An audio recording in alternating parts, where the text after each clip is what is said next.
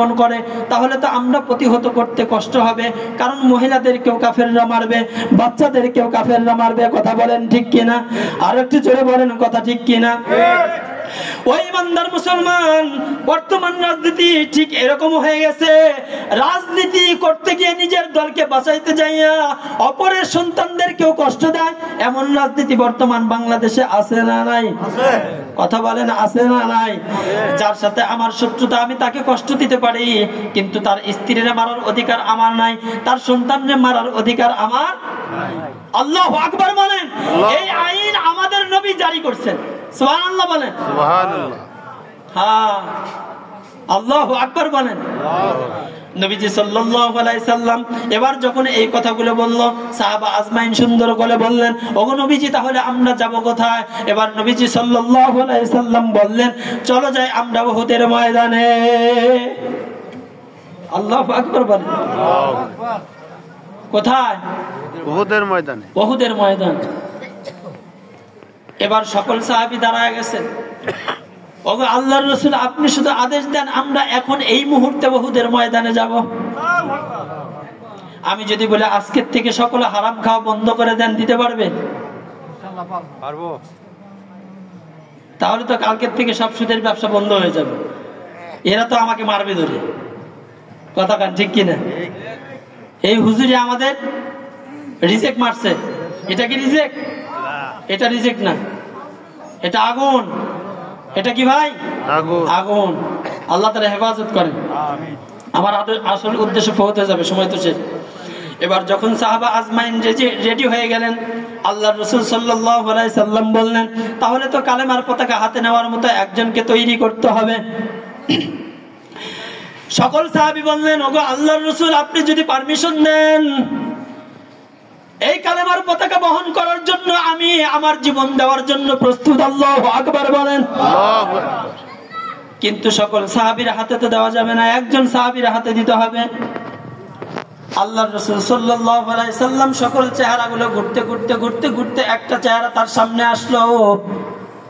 সেই চেহারাটা হলো ওই চেহারা মুসআব বিন উমাইর রাদিয়াল্লাহু তাআলা আনহু। আল্লাহু আকবার বলে।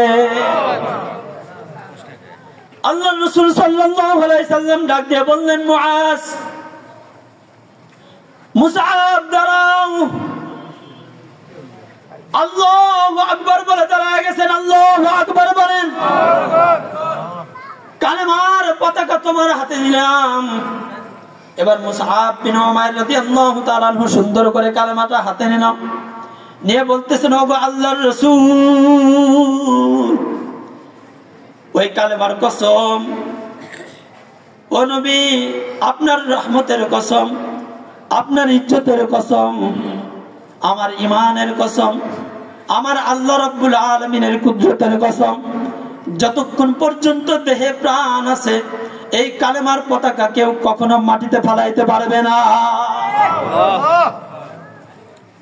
চিন্তা করে, যুদ্ধের ময়দানে যাচ্ছে, একদিন কালেমা পড়া মুসলমান, আর আমরা জন্মগতভাবে মুসলমান, হারাম মাল ছাড়তে পারলাম না এখনো পর্যন্ত।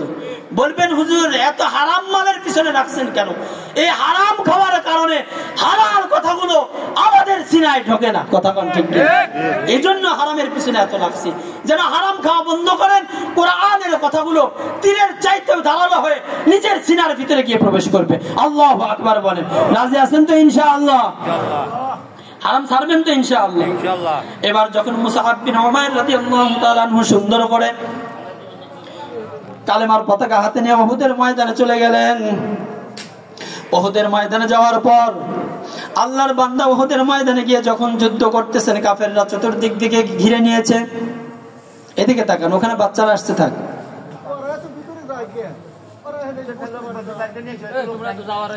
আচ্ছা, এদিকে তাকান। মুসআব বিন উমাইর রাদিয়াল্লাহু তাআলা আনহু এবার কালেমার পতাকা নিয়ে রেডি। কি নিয়ে রেডি? সবাই বলেন না, কি নিয়ে রেডি? আমরাও আজকের থেকে কালেমার পতাকা নিয়ে রেডি। জীবনে আর কিস্তি তুলবো না, সুদের উপরে টাকা আর নেব না, ইনশাআল্লাহ। কথা বলেন ইনশাআল্লাহ। নির্বাচনে কারো টাকা আর খাবো? কথা বলেন ইনশাআল্লাহ।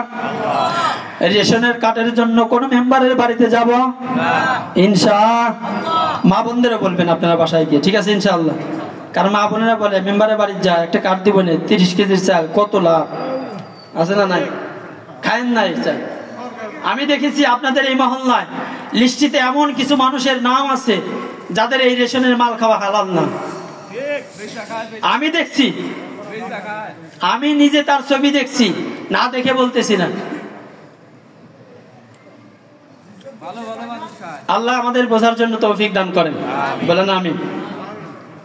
ইমানদার মুসলমান, এবার বলতেছিলাম মুসআব বিন উমাইর রাদিয়াল্লাহু তাআলা আনহু কালেমার পতাকা নিয়ে দাঁড়ায় গেলেন। এবার মুহাম্মদ সাল্লাল্লাহু আলাইহি সাল্লাম এক একজন সাহাবীকে এক এক জায়গায় রাখলেন। উহুদের ময়দানে এক পাশে উহুদ পাহাড়, এত বড় বিশাল পাহাড়, এতদিন পর্যন্ত শুধু কোরআনের হাদিসের বর্ণনা মতো পড়েছি, আল্লাহ দেখার তৌফিক দিয়েছিলেন, দেখেছি এত বড় পাহাড়। ওই পাহাড়ের পাশে ডান পাশে সামনের পাশে, অর্থাৎ পাহাড় উহুদ পাহাড় এক পাশে, আর এক পাশ হচ্ছে খালি, আর এক পাশে ছোট্ট একটা পাহাড় আছে। ওই পাহাড়ের ভিতরে আল্লাহর রাসূল সাল্লাল্লাহু আলাইহি সাল্লাম কিছু তীরন্দাজকে রেখে দিলেন। ওই তীরন্দাজ ওখানে থাকলেন। পয়গম্বর মুহাম্মদুর রাসূলুল্লাহ সাল্লাল্লাহু আলাইহি সাল্লাম বললেন, আমি যতক্ষণ পর্যন্ত পারমিশন দিব না ততক্ষণ পর্যন্ত তোমাদের জায়গা থেকে কেউ সরে আসবে না। আল্লাহু আকবার বলেন, আর একটু জোরে বলেন না আল্লাহু আকবার। উহুদ পাহাড়ের মাঝখানে আমার নবীজি সাল্লাল্লাহু আলাইহি সাল্লাম নিচে এক জায়গায়, সাহাবা আজমাইন এক জায়গায়, তীরন্দাজ বাহিনী আর এক জায়গায়। এবার কাফের মুশরিকগুলো যখন আক্রমণ করলো,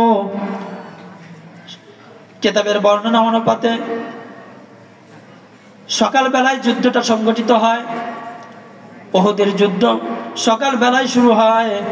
শুরু হওয়ার সাথে সাথে কিছুক্ষণের মধ্যেই কাফের মুশরিকগুলো পলায়ন করতে বাধ্য হয়। আল্লাহু আকবার বলেন। কেন পলায়ন করে? এর মধ্যে মূল বিষয় ছিল প্রত্যেক সাহাবী নবীজির কথার উপরে অটল, যাকে যেখানে আল্লাহর রাসূল রাখছিলেন, যাকে যেই কথা বলেছিলেন, যাকে যে আদর্শ দিয়েছিলেন, সেই আদর্শের উপরে এখন পর্যন্ত অটল ছিল। এই জন্য হাজার হাজার কাফের মুশরিকগুলো মুসলমানদের আক্রমণ করেও পরাজিত হয়ে পলায়ন করে এই পাহাড়ের পিছনে। পাহাড়ের পিছনে যখন পলায়ন করে, মুসলমানরা মনে করলো আমাদের বিজয় হয়ে গেছে। যেমন আমাদের পরিবেশটা এরকম হয়ে গেছে, 5 আগস্টের ভিতরে ফ্যাসিবাদদের আমরা বিদায় করেছি মনে করেছি। আমরা মনে করেছি তারা বাংলাদেশ থেকে পলায়ন করছে। আমরা মনে করেছি মাহফিলগুলো আজকে আরম্ভ করতে পারবো। আমরা মনে করেছি আমাদের মাহফিল মাদ্রাসাগুলো উন্নয়ন হবে। আল্লাহর কসম করে বলতেছি, যেই পরিবেশ এখন দেখছি, যদি এই পরিবেশ সামনে থাকে তাহলে আগে 17 বছর যেই কষ্ট করছি তার চাইতে দ্বিগুণ কষ্টের সম্মুখীন আমাদের হতে হবে। কথা কয় না, বোঝেন নাই কথা? তার চাইতে বেশি খারাপ হবে, আল্লাহর কসম। আগে তো মাহফিল বন্ধ করতো ফোন দিয়ে, এখন মাহফিল বন্ধ হবে লাঠি দিয়ে। কথা কন ঠিক কিনা? এই লাঠি দিয়ে যেন মাহফিল বন্ধ না করতে পারে, মাদ্রাসা বন্ধ না করতে পারে, আলেম ওলামার গায়ে মার না দিতে পারে, এই ব্যবস্থা আমাদের সাধারণ জনগণকে করতে হবে। রাজি আছেন আপনারা? কথা বলেন, রাজি আছেন তো ইনশাআল্লাহ? কষ্ট হচ্ছে আপনাদের? কষ্ট নিয়েন না, বেশিক্ষণ আর সময় না। এবার যখন উহুদের ময়দানে যুদ্ধ শুরু হয়ে গেল, কাফের মুশরিকগুলো পলায়ন করলো। আমি সংক্ষিপ্ত বলতেছি। এবার সাহাবা আজমাইন সকাল থেকে নিয়ে সন্ধ্যা পর্যন্ত এই বয়ানটা কোনো হুজুর করে নাই। কতটুক সময়ের মধ্যে এই সাহাবা আজমাইন নবীজির কথাকে অ্যাভয়েড করে চলে আসছে, এটা বলে সবাই। যারা সাহাবা আজমাইনকে সত্যের মাপকাঠি বলে না, তারা সময়টাকে ডিস্টেন্স করে ফেলে দেয়, সময়ের কথাটা বলে না। কিন্তু সময়ের ডিস্টেন্স ছিল অনেক লম্বা সময়। সাহাবা আজমাইন কাফেরদেরকে পরাজিত করে সুবে সাদেকের পরে, অর্থাৎ সকালে। কখন? সকালে। আর সাহাবা আজমাইন যখন এই গনিমতের মাল কুড়ানো শুরু করে, অর্থাৎ কাফের মুশরিক যেই মালগুলো রেখে চলে গেছে, এই মালগুলো সংরক্ষণ করার জন্য, গোছানোর জন্য, একত্র করার জন্য সাহাবা আজমাইন পাহাড় থেকে কিছু নামছে। সব সাহাবীরা নিজেদের অস্ত্রগুলো ছেড়ে দিছে, নিজেদের ডালগুলো ছেড়ে দিছে। এই ছেড়ে দিছে সময়টা হলো সন্ধ্যার দিকে। আল্লাহু আকবার বলেন। এই কথাটুকু নতুন শুনলেন। আমি মনে করি, আমি যতগুলো পয়েন্ট শুনছি শুনি নাই। সময়টা কখন ছিল? এই জন্য কিছু আলেম ওলামা বলে যে সাহাবা আজমাইন মিয়ার হক নয়। কেন? নবীজি বলছে তাদেরকে পাহাড়ের উপরে দাঁড়ায় থাকতে, আর তারা নিচে আসছে, নবীকে তারা মানে নাই, এই জন্য সাহাবা আজমাইন মিয়ার হক নয়। নাউজুবিল্লাহ বলেন। আরে সাহাবা আজমাইন যদি মিয়ার হক না হয় তাহলে আমরা মুসলমান নয়। এই যে আমরা হাদিস পড়ি, কি বলি? আন আবু হুরায়রা রাদিয়াল্লাহু তাআলা আনহু, কথা বলেন না?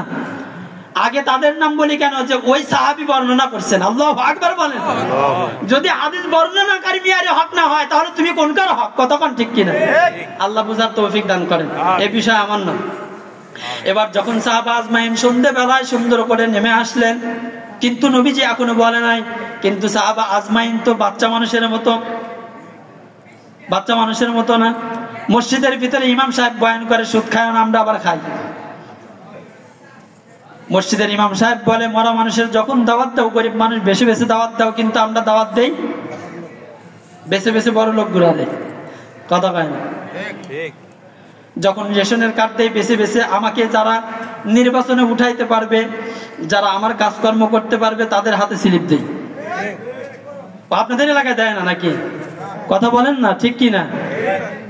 এগুলো হয় আমি জানি, 7 বছর হলো আসছি তো দেখি কিছু কিছু। আল্লাহ বোঝার তৌফিক দান করেন। এগুলো করা যাবে না, আল্লাহ মাফ করেন। এবার যখন সাহাবা আজমাইন পাহাড় থেকে নেমে আসলেন, কাফের মুশরিকগুলো দূরে সরে যায় নাই। উহুদ পাহাড় বিশাল এক পাহাড়, প্রায় 7 কিলোমিটারের বেশি, প্রায় 7 কিলোমিটারের বেশি। আমি ওখানে একজনকে জিজ্ঞেস করছিলাম, ভাই এই পাহাড় কত লম্বা হতে পারে? তো বললো প্রায় 7 কিলোমিটার বেশি। আল্লাহু আকবার বলেন।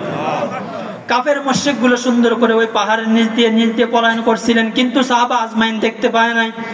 ওই তীরন্দাজগুলো যখন উপর থেকে নেমে আসছে, আসার সাথে সাথে একজন কাফের বলছেন আমাদের রাস্তা সহজ হয়ে গেছে।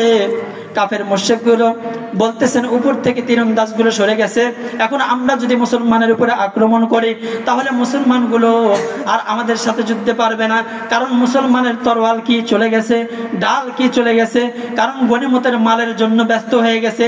তাদের মন থেকে যুদ্ধের চিন্তাটা চলে গেছে, রাসূলের কমনটা চলে গেছে, কিন্তু অমান্য হয় নাই, কারণ সুখ বেশি আসার কারণে বান্দা কমনটা ভুলে গেছে। আল্লাহু আকবার বলেন। অমান্য করে নাই, ভুলে গেছে। হয় কি হয় না? কথা বলেন, হয় কি হয় না? এরকম হয়ে যায়, ভুলে গেছে। তো নিচে আসছে, কাফের মুশরিক আক্রমণ করছে। 1 নয় 2 নয়, 65 থেকে 70 জন সাহাবী উহুদের ময়দানে শহীদ। কয়জন? 65 থেকে 70 জন।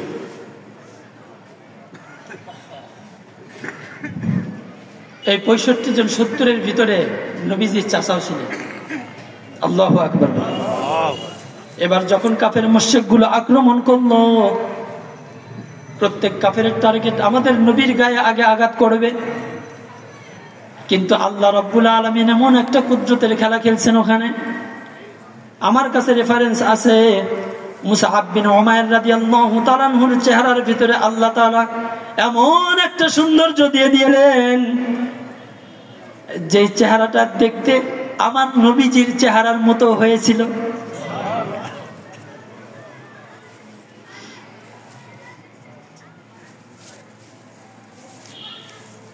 মুসআব বিন উমাইর রাদিয়াল্লাহু তাআলা আনহু চিন্তা ভাবনা করলেন, আমার চেহারা তো নবীজির চেহারার মতো দেখা যায়, এখন যদি এই সমস্ত কাফেরদেরকে আমার দিকে ডাইভার্ট করতে পারি তাহলে আমার নবী বেঁচে যাবে। আল্লাহু আকবার। মুসআব বিন উমাইর রাদিয়াল্লাহু তাআলা আনহু আল্লাহু আকবার বলে, আল্লাহু আকবার বলে। কাফের মুশরিকগুলো মুসআব বিন উমাইর রাদিয়াল্লাহু তাআলা আনহুর চেহারার দিকে তাকায় দেখে, এই তো মুহাম্মাদের মতো চেহারা, তাহলে এটাই তো মুহাম্মদ। আল্লাহু আকবার। এবার মুসআব বিন উমাইর রাদিয়াল্লাহু তাআলা আনহু এক হাতে কালেমার পতাকা আর এক হাতের মধ্যে তরবারি নিয়ে ঘুরায় আর বলে, আয় আয়, কোন কাফের আছোস আমার কাছে আয়, দেখি কতক্ষণ পর্যন্ত আমার কাছে টিকতে পারোস। এবার কাফের মুশরিক গুলো চিন্তা ভাবনা করলো, তাহলে এটাই তো মুহাম্মদ হবে। সকল কাফের মুশরিক গুলো এবার নবীজি সাল্লাল্লাহু আলাইহি সাল্লামের কাছ থেকে ডাইভার্ট হয়ে গিয়ে মুসআব বিন রাদিয়াল্লাহু তাআলা আনহুকে আক্রমণ করলো। মুসআব বিন রাদিয়াল্লাহু তাআলা আনহু এক নয় দুই নয়, কাটতে কাটতে কাটতে কাটতে অনেক কাফের মুশরিককে কেটে ফেলছেন। কেউ যেন মুসআব বিন উমাইর রাদিয়াল্লাহু তাআলা আনহুর সঙ্গে পারছে না। এবার কাফেরদের ভিতর থেকে একজন নেতা দাঁড়ায় বলল, এইদিকে আর সময় নষ্ট করো না, আগে যাও। ওই যে ব্যক্তি তাকবীর দিচ্ছে, আল্লাহু আকবার তাকবীর দিচ্ছে, যে ব্যক্তি তরোয়াল ঘুরাইতেছে, আমাদের লোকদেরকে মারতেছে, ওইদিকে আগে যাও। কিতাবের ভিতরে দেখলাম মুসআব বিন উমাইর রাদিয়াল্লাহু তাআলা আনহুর গায়ে আগে তরোয়াল লাগতে পারে নাই। এক হাতের ভিতরে কালেমার পতাকা ছিল, আর এক হাতের ভিতরে তরোয়াল ছিল, কিন্তু তার গায়ের ভিতরে তরোয়ালের কোনো আঘাত আগে লাগে নাই। সর্বপ্রথম কাফের মুশরিক চিন্তা করলো, মুসআব বিন উমাইরকে যদি ঘায়েল করতে হয় তাহলে আগে তাকে তীর মেরে ঘায়েল করো। দূর থেকে তীর মারছে।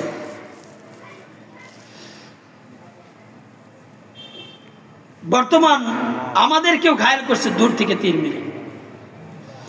মুসআব বিন উমাইর রাদিয়াল্লাহু তাআলা আনহু তীর খাওয়ার পরেও কাবু হয় না, লড়াই করতেছে, যুদ্ধ করতেছে। এবার একজন কাফের বললেন, এই লোকটাকে যদি হত্যা করতে চাও তাহলে তাকে আগে তার হাতটা কেটে ফেলতে হবে। মুসআব বিন উমাইর রাদিয়াল্লাহু তাআলা আনহু ডান হাতের মধ্যে বল্লম মারছে। বল্লম মারার সঙ্গে সঙ্গে যখন তরোয়ালটা হাত থেকে পড়ে গেছে, এরপরে মুসআব বিন উমাইর রাদিয়াল্লাহু তাআলা আনহু আল্লাহু আকবার সারেরা, আল্লাহু আকবার সারেরা। মুসআব বিন উমাইর রাদিয়াল্লাহু তাআলা আনহু আল্লাহু আকবার বলার হাত ঘুরায়। এবার কাফের এসে তার হাতে কোপ দিয়ে ডান হাত কেটে দিল।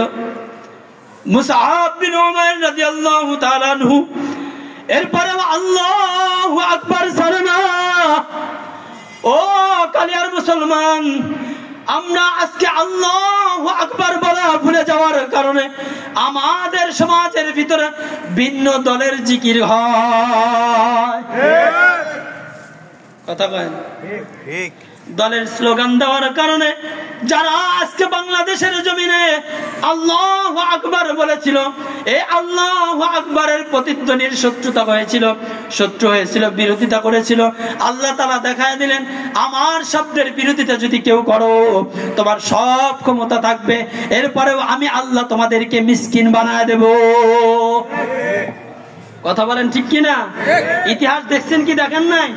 আল্লাহর কসম করে বলি, আপনি দুনিয়ায় যা ইনকাম করেন করেন, এতে আল্লাহর সমস্যা নাই, আল্লাহর ভান্ডারে কমবে না। হারাম কামাই করেন, তাতেও আল্লাহর ভান্ডারে কমবে না, কিন্তু আল্লাহর বিরোধিতা করার চেষ্টা করবেন না। আলেম ওলামারা হচ্ছে আল্লাহ তাআলার বান্দা, আল্লাহর পক্ষের লোক, নবীদের ওয়ারিস। এই আল্লাহর ওলি ওলামা ইকরামের বিরোধিতা করা, নবীদের বিরোধিতা করা, নবীদের বিরোধিতা করা, আল্লাহর বিরোধিতা করা, এই আলেম ওলামার কথার বিরোধিতা করা, নবীদের বিরোধিতা করা, নবীর কথার বিরোধিতা করা, আল্লাহর হুকুমের বিরোধিতা করা। এই জন্যই আলেম ওলামার উপরে কষ্ট আসলে আল্লাহ তাআলা এক সময় যারা কষ্ট দেয় তাদেরকে ধ্বংস করে দেয়। কথা বলেন ঠিক কিনা? এর চেয়ে বাস্তব ইতিহাস তো আর আমরা দেখতে পারবো না। 1971 সাল দেখি নাই, 52 ভাষা আন্দোলন দেখি নাই, ব্রিটিশ খেদাও আন্দোলন দেখি নাই, শুধু ইতিহাসে কিছু কিছু পড়ছি। আমরা তো এগুলা দেখি নাই, কিন্তু 5 আগস্ট আমরা দেখছি না ভাই? 10,000 কোটি টাকা ব্যাংকে অ্যাকাউন্টের ভিতরে, 92 একর সম্পত্তির মালিক, চট্টগ্রামে রিসোর্ট আছে, এরপরে ভিখারির মতো মুখটা ঢেকে দাড়ি চেষে নৌকায় করে পালানোর চেষ্টা করছে। কথা বলেন ঠিক কিনা? ক্ষমতা পাইলে যা কিছু তা করা যাবে না, কারণ এই ক্ষমতা বেশি সময়ের জন্য না। কথা বলেন ঠিক কিনা? আচ্ছা বলেন তো, আমারে কতক্ষণ ক্ষমতা দিছে আল্লাহ? প্রধান বক্তা আসা পর্যন্ত। প্রধান বক্তা আসলে বলবে, হুজুর যতই বলেন নামেন, এখন আপনার আর ক্ষমতা নাই, এখন ক্ষমতা ওর। তার মানে ক্ষমতা হস্তান্তর করতে হবে। এটা কার হুকুম? কথা বলেন, কার হুকুম? এজন্যই আল্লাহ তাআলা বলছেন ক্ষমতা পাও, ক্ষমতা নাও, এটা আমি আল্লাহ দিলাম, আমার কোরআন দিয়ে চালাও, তুমি থাকবা না, কিন্তু মানুষের মনের মনিকটায় আমি আল্লাহ তোমারে রেখে দেব। কথা বলেন ঠিক কিনা? আল্লাহ বোঝার তৌফিক দান করেন। ইমানদার মুসলমান, এবার বলতেছিলাম মুসআব বিন উমাইর রাদিয়াল্লাহু তাআলা আনহু যখন ডান হাত কেটে গেল, বাম হাতের ভিতরে কালেমার পতাকা উত্তোলন করে আর আল্লাহু আকবার বলে, কালেমার পতাকা তোলে আর আল্লাহু আকবার বলে। এবার কাফের মুশরিক চিন্তা করলো মুসআব বিন উমাইরের বাম হাত কেটে দাও, কালেমার পতাকা তো ফালাইতে হবে, কারণ যতক্ষণ পর্যন্ত কালেমার পতাকা উদীয়মান আছে ততক্ষণ পর্যন্ত মুসলমানকে পরাজিত করা যাবে না। যতক্ষণ পর্যন্ত মানুষের সিনার ভিতরে কালেমা আছে ততক্ষণ পর্যন্ত এই মানুষকে ইসলাম থেকে দূরে সরানো যাবে না, ঠিক কিনা? ইমানদার মুসলমান, এবার মুসআব বিন উমার রাদিয়াল্লাহু তাআলা আনহু সুন্দর করে বাম হাতটা কাফের মুশরিক কেটে দিল। কেটে দেওয়ার সঙ্গে সঙ্গে কালেমার পতাকা পড়ে যাবে। এমত অবস্থায় মুসআব বিন উমাইর রাদিয়াল্লাহু তাআলা আনহু তার দাঁত দিয়ে ওই কালেমার পতাকা উদীয়মান করে রাখলেন। মুসআব বিন উমার এবার আর আল্লাহু আকবার বলতে পারে না, চোখ দিয়ে পানিগুলো ছেড়ে দিয়েছে, দুই হাত নাই, ডানা কাটা পাখির মতো বিছানার মধ্যে ছটফট করতেছে, কিন্তু একটাই চিন্তা, আমি লা ইলাহা ইল্লাল্লাহর কাছে কথা দিয়েছি, সব দেব কিন্তু ঈমান বিক্রি করব না, সব দেব কিন্তু কালেমা ছাড়ব না। এবার যখন কালেমার পতাকার ডাটিটা তার মুখের ভিতরে, এবার তাকে শহীদ করে দিলেন কাফের মুশরিক এসে। এবার যখন কাফের মুশরিক তাকে শাহাদাতের পিয়ালা পান করালেন, কাফের মুশরিক তাকে শহীদ করলেন। শহীদ হয়ে যাওয়ার পর কাফের মুশরিক গুলো বলল, চলো চলো, মুহাম্মদ শহীদ হয়ে গেছে। নাউজুবিল্লাহ বলেন। প্রচার করে দিলেন মুহাম্মদ শহীদ হয়ে গেছে, মুহাম্মদ শহীদ হয়ে গেছে, মুহাম্মদ রাসূলুল্লাহ সাল্লাল্লাহু আলাইহি সাল্লাম শহীদ হয়ে গেছে। কেন বললেন? কেন বললেন? মুসআব বিন উমাইরের চেহারার ভিতরে নবীর চেহারা ছিল, মুসআব বিন উমাইরের চেহারার ভিতরে নবীজির সুন্নাহ ছিল। মুসআব বিন উমাইর রাদিয়াল্লাহু তাআলা আনহু বডিটার ভিতরে নবীজির আকর্ষণ ছিল, যার জন্য কাফের মুশরিক মুসআব বিন উমাইর রাদিয়াল্লাহু তাআলা শাহাদাতের সঙ্গে সঙ্গে কাফের মুশরিক গুলো বললেন পয়গম্বর মুহাম্মদ সাল্লাল্লাহু আলাইহি সাল্লাম শহীদ হয়ে গেছে। এই খবর যখন মদিনার ভিতরে প্রচার হয়ে গেছেন, সবাই যখন শুনছেন, মুসআব বিন উমার রাদিয়াল্লাহু তাআলা এর স্ত্রীও শুনছেন।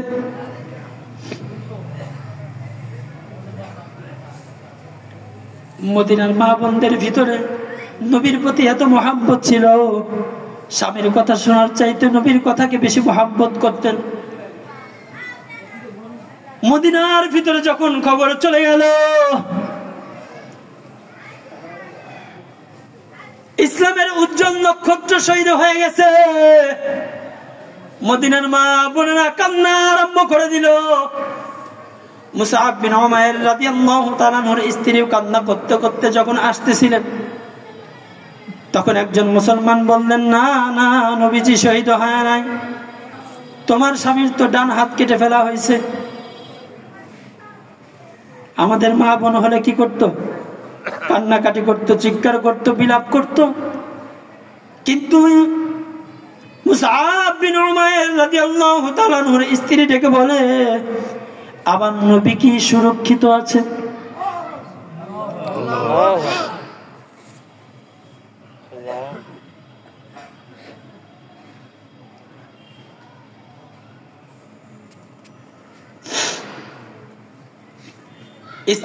সাহাবী বলতেছেন, তোমার স্বামীর দুই হাত কাটা গেছে। এবার ওই স্ত্রী বলেন, আমার নবী কেমন আছে? এবার বললেন, তোমার স্বামী শহীদ হয়ে গেছে। এবার বলতেছেন, আমার স্বামী যদি শহীদ হয় তাহলে আমার নবী সুরক্ষিত আছে। আল্লাহু আকবার বলে। কেন? কারণ স্ত্রীও দেখতে পারছিলেন যে আমি যখন আমার নবীর চেহারার দিকে তাকাইতেছিলাম তখন আমি অনুভূত হয়েছি আমার নবীর চেহারার সাথে আমার স্বামীর চেহারার মিল আছে। কি মহব্বত ছিল! নিজের স্বামীকে কোরবানি করে দিচ্ছে কার জন্য? নবীর জন্য। আর আমরা হারাম মাল ছাড়তে পারি না, আমরা হারাম মাল ছাড়তে পারি না, আমরা হারাম মাল ছাড়তে পারি না, আমরা মাদ্রাসায় টাকা দিতে পারি না। এখন বলেন মাদ্রাসায় কালেকশন হয় 46,000, 1 লক্ষ টাকা হয় কি হয় না ভাই? 1 লক্ষ টাকা। অথচ কালকে যদি বলা হয় বটতলা আব্দুল সোবাহান মার্কেটটা বিক্রি করবে তার ছেলেরা, কেনার লোকের অভাব হবে? আমার জানা মতে আপনাদের এলাকায় মনে হয় 1 কোটি টাকার উপরেও জমি বিক্রি হয়েছে, সেটাও একজন কিনছে। আচ্ছা, জমি যদি 1 কোটি টাকা দিয়ে কিনতে পারেন, 1 লাখ টাকা মাদ্রাসায় দিতে পারেন না? আপনার মতো কপাল পোড়া আর কেউ আছে? কথা কয় না, কথা বলেন না। কপাল পোড়া না ভাই আপনি? আপনার টাকা মাদ্রাসায় আসে না, তার মানে আপনি কপাল পোড়া। মাদ্রাসা কপাল পোড়া না। এই কালিয়ার প্রত্যেক মানুষ যদি টাকা না দেয় তাও মাদ্রাসা চলবে। চালাবে কে? আল্লাহ। আল্লাহ চালাবে। দেখেন জমিনের ভিতরে সেদিন আমি একটা ভিডিও দেখলাম, স্কুল কলেজের ছাত্ররা জিহাদ জিহাদ জিহাদ চাই এরকম একটা মিছিল করছে, দেখছেন না? ফেসবুকে পোস্ট দিছে। তারা জিহাদের জন্য প্রস্তুত। আল্লাহ তাআলা বুঝায় নেন, আল্লাহ তাআলা এটা দিয়ে বুঝায় নেন, বাংলার মুসলমান তোমরা যদি মুসলমান হয়ে জিহাদের জন্য প্রস্তুতি গ্রহণ করতে না পারো, তাহলে আমি আল্লাহ অন্য জাতিকে ঈমান দিয়ে তাদের জিহাদের জন্য প্রস্তুত করব। কথা বলেন ঠিক কিনা? কপাল পড়বে কার? কপাল পড়বে আমার আপনার। এবার যখন মুসাআব বিন উমাইর রাদিয়াল্লাহু তাআলা আনহুর স্ত্রী নবীজি সাল্লাল্লাহু আলাইহি সাল্লামের সামনে আসলেন, নবীজিকে সুরক্ষিত দেখলেন। দেখার পরে এবার নবীজি সাল্লাল্লাহু আলাইহি সাল্লামের সামনে কান্না করতেছেন স্বামীর জন্য। আল্লাহু আকবার বলেন। এতক্ষণ পর্যন্ত কান্না করছে কার জন্য? নবীর জন্য। এতক্ষণ কান্না করছে কার জন্য? নবীর জন্য। এখন নবীর সামনে এসে কান্না করতেছে স্বামীর জন্য। তার মনের ভিতরে একজন এই ঘটনার একজন রেফারেন্সকারী লিখছেন, সুন্দর করে লিখছেন, নবীজির সামনে গিয়ে ওই সাহাবীর স্ত্রী কান্না করছে এজন্য যেন নবীজি নিজে তার হাত দিয়ে আমার স্বামীর দাফন কাফন করে। আরো জোরে বলেন না আল্লাহু আকবার। আরো জোরে বলেন না আল্লাহু আকবার। নবীজির হাতের সংস্পর্শের কি মহব্বত ছিল। আর আমরা সেই সুন্নত ছেড়ে দেই। এখানে ওয়াজ শুনতেছি, অনেকে এশার নামাজ পড়ে নাই। কথা বলেন ঠিক কিনা? অনেকে দাড়ি চাষা লোক আছে, আছে না নাই? আছে, এরকম অনেক আছে। আল্লাহ আমাদের প্রত্যেককে হেদায়েত দান করেন বলে আমিন। মুসাআব বিন উমাইর রাদিয়াল্লাহু তাআলা আনহুর স্ত্রী এবার যখন নবীজি সাল্লাল্লাহু আলাইহি সাল্লামের সামনে কান্নায় বিভোর হয়ে গেলেন, নবীজি সাল্লাল্লাহু আলাইহি সাল্লাম সাহাবীদেরকে বললেন, তুমি ওকে বলে দাও আমি আমার সাহাবীর সব কাজ শেষ করব। আল্লাহু আকবার বলেন। এবার সুন্দর করে নবীজি সাল্লাল্লাহু আলাইহি সাল্লাম সাহাবীদেরকে ডেকে ডেকে বললেন, যাও দেখো মুসাআব বিন উমাইর রাদিয়াল্লাহু তাআলা আনহুর কি সামানা আছে তাকে দাফন করার মতো। একটা চাদর পাইছে। কয়টা সামানা? কয়টা? আল্লাহু আকবার বলেন। আর জোরে বলেন না আল্লাহু আকবার। একটা সামানা। মুসাআব বিন উমাইর রাদিয়াল্লাহু তাআলা আনহুর একটা সামানা ছিল। এমন একটা সামানা, এমন একটা চাদর, যে চাদর দিয়ে মুখ ডাকলে পা ডাকে না, পা ডাকলে মুখ ডাকে না। আল্লাহু আকবার বলেন।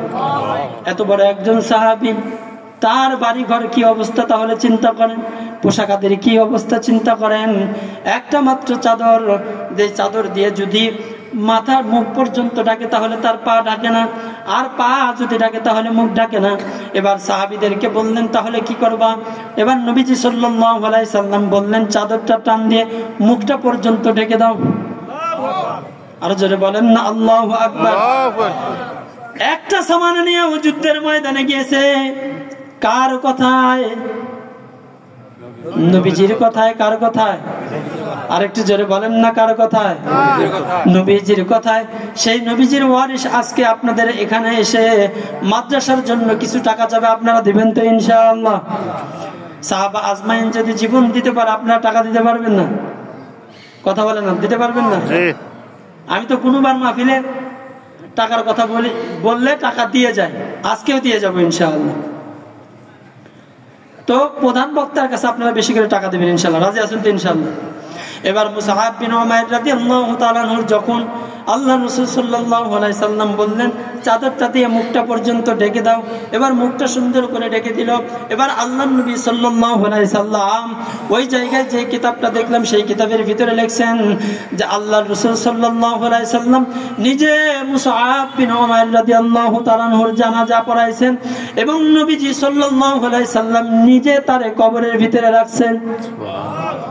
আরেকটু জোরে বলেন না আল্লাহু আকবার, আরেকটু জোরে বলেন না আল্লাহু আকবার।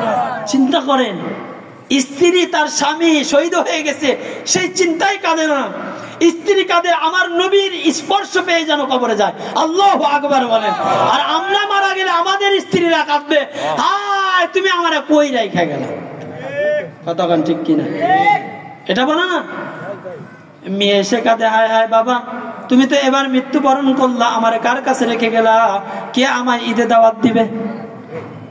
কথা কেন শোনেন না আপনারা? এগুলো স্ত্রী কাঁদে, হায় হায় তুমি আমারে কার কাছে রেখে গেলা, আমি কোথায় থাকবো? প্রভাবশালী কোন লোক মারা গেলে তার আত্মীয় স্বজন বন্ধু বান্ধব এসে বলে, হায় হায় লোকটা ঈদের ভিতরে আমার 5,000 10,000 টাকা দিত, এখন তো সে মারা গেল, তাহলে আমার টাকা দেবে কে? একজন মানুষ বলে না, হায় হায় এতদিন পর্যন্ত দুনিয়ার ভিতরে চলেছে, এত সুন্দর আরামদায়ক বিছানায় থেকেছে, এখন তারে মাটির গর্ভের ভিতরে শোয়াবো, তারে দেখবে কে? এ কথা বলছে কেউ? এজন্য ইমানদার মুসলমান মনে রাখতে হবে, কুল্লু নাফসিন যায়িকাতুল মাউত, প্রত্যেক মানুষকে মৃত্যুর স্বাদ ভোগ করতে হবে, মৃত্যুর স্বাদ আস্বাদন করতে হবে, মৃত্যুর সম্মুখীন হতে হবে। আর যখন মৃত্যুর সম্মুখীন হবেন ওই সময় আপনাকে কেউ দেখবে না, ওই সময় আপনার পাশে কেউ দাঁড়াবে না।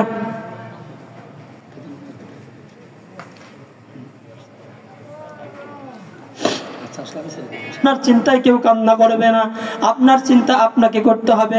আল্লাহ রাব্বুল আলামিন বলেন, কুল্লু নাফসিন যায়িকাতুল মাউত ওয়া ইন্নামা তুওয়াফাউনা উজুরাকুম ইয়াওমাল কিয়ামাহ, কিয়ামতের ময়দানে প্রত্যেক মানুষকে তার প্রতিদান দেওয়া হবে। অর্থাৎ দুনিয়ায় আমি আপনি যা করেছি সব কিছুর হিসাব আমাকে দেওয়া হবে, সব কিছুর পুরস্কার আমাকে দেওয়া হবে, সব কিছু আল্লাহ রাব্বুল আলামিন আমাকে দিবেন। আল্লাহ রাব্বুল আলামিন বলেন, ওই কিয়ামতের ময়দানে সবচাইতে কামিয়াব তারা হবে ফামান যুহজিয়া আনিন নার ওয়া উদখিলাল জান্নাহ, যেই ব্যক্তি তার নিজেকে জাহান্নামের আগুন থেকে বাঁচাইতে পারছে আর নিজেকে জান্নাতের উপযুক্ত করে তৈরি করতে পারছে, এই ব্যক্তি হবে কিয়ামতের ময়দানে সবচেয়ে বড় সফলকাম। আমরা সবাই মৃত্যুর পরে সফলকাম হতে চাই তো ইনশাআল্লাহ? সবাই বলেন ইনশাআল্লাহ। আল্লাহ তাআলা আমাদের প্রত্যেককে বোঝা ও মানার জন্য তৌফিক দান করেন। তাহলে একটাই আমল, কোনো আমল নাই, একটা আমল কালকের থেকে না, আজকে এখন থেকে নিয়াত করবেন আর কোনো হারাম খাবো না ইনশাআল্লাহ। সবাই বলেন ইনশাআল্লাহ, সবাই বলেন ইনশাআল্লাহ। একটাই আমল থাক, কি বলেন? এটা যথেষ্ট হবে। আর এই আমলটা যদি করতে হবে লাভ কি হবে? যত আমল করব, নামাজ করব, রোজা রাখবো, হজ করব, যাকাত দিব, সব আমল আল্লাহ কবুল করবেন। আলহামদুলিল্লাহ বলেন। ওয়া আখির দাওয়ানা আলহামদুলিল্লাহি রাব্বিল আলামিন। আসসালামু আলাইকুম ওয়া রাহমাতুল্লাহি ওয়া বারাকাতুহু।